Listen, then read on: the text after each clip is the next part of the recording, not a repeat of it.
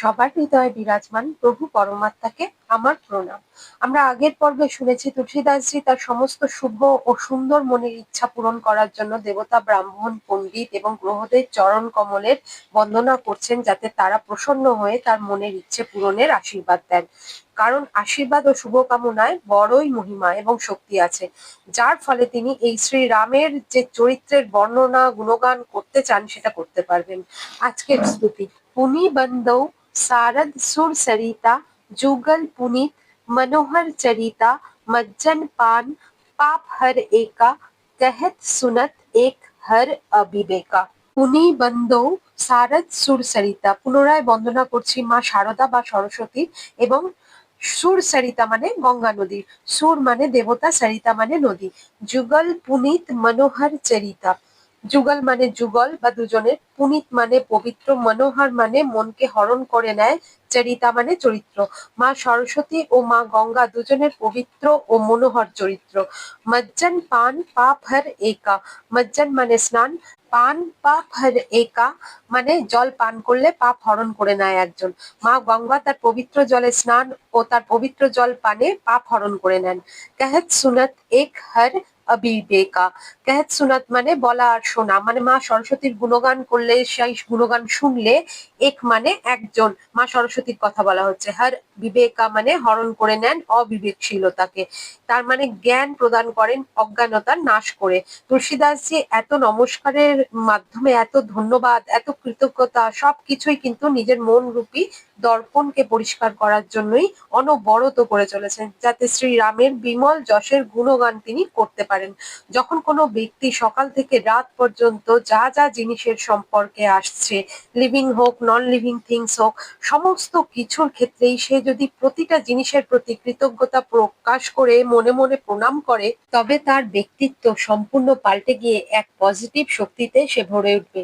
কিন্তু কোনো শক্তিকেই সিদ্ধ করতে হলে সাধনা করতে হয়, এবং এটা অত্যন্ত কঠিন এবং গুরু ছাড়া অসম্ভব। তিনি বলছেন, আমি আবার মা সরস্বতী ও গঙ্গাকে নমস্কার করছি, আর এখানে তিনি অন্য কারণ দিচ্ছেন নমস্কার করান।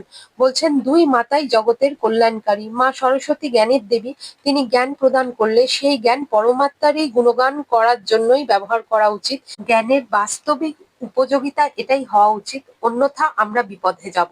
সমস্ত কাজ তার দেওয়া কাজ ভেবে করলে তখন আমরা তাতে আসক্ত হব না, আর আসক্ত না হলে বৈরাগ্য আসবে। বাস্তবিক জ্ঞান আমাদের ঈশ্বরের পথে অগ্রসর হতে সাহায্য করে, সমাজের কল্যাণ সাধনের পথে অগ্রসর করে, এই রকম সমস্ত কাজ করায় প্রেরণা যোগায়, যা সবার জন্য মঙ্গলময় প্রমাণিত হবে। কিন্তু সমস্ত দৃষ্টি যদি সংসারের সমস্ত বস্তু একত্রিত করার জন্য থাকে, তাহলে সেই জ্ঞান সত্যিকারের কোনো কাজে লাগলো না।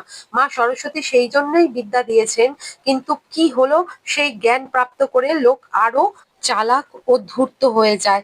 কেমন করে সেই জ্ঞান প্রয়োগ করে আরো আরো পদোন্নতি করবে, চালবাজি করবে, ধোঁকাবাজি করবে, তাতে সে নিপুণ হয়ে ওঠে। জ্ঞানের তলোয়ার দিয়ে সংসারের নানা রকম নাশকতার কাজ সে শুরু করে।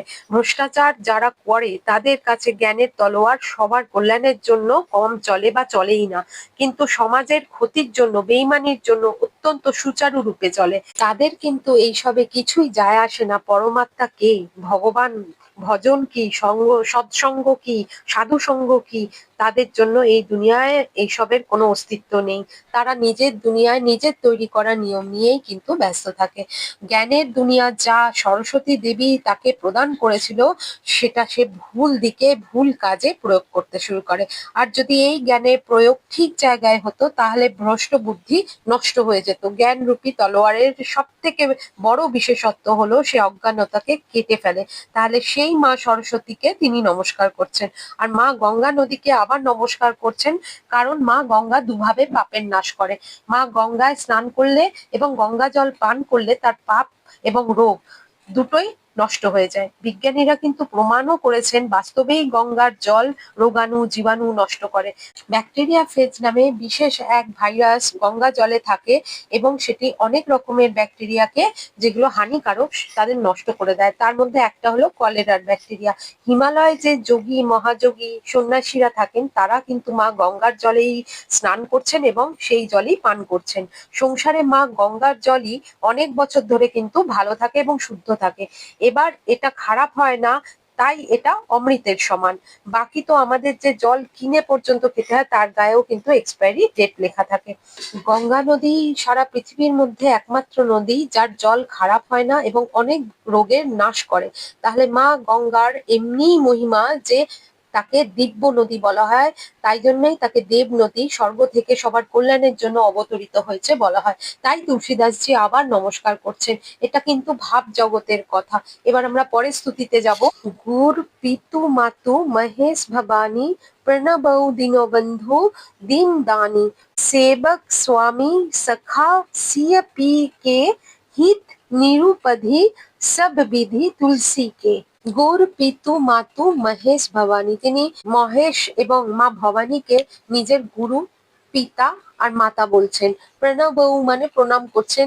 দীনবন্ধু মানে আমরা সবাই জানি যে মহাদেব অত্যন্ত দানী এবং দীনদের বন্ধু, সেটাই বলছেন। দীন দানী মানে তিনি সবকিছু দান করেন, সর্বদা নিত্য দান করেন তিনি, তার কথাই তিনি বলছেন। সেবক স্বামী সখা সিয়া পি কে, তারা কিরকম? সেবক, স্বামী এবং সখা। সিয়া পি মানে শ্রীরামচন্দ্রের। মহাদেব এবং মাতা পার্বতী শ্রীরামচন্দ্রের সেবক, স্বামী তথা সখা। হিত নিরুপধি সব বিধি তুলসী কে, আমার মানে তুলসীদাসজির উপর সব প্রকারের সত্যিকারের হিত সাধন করবেন।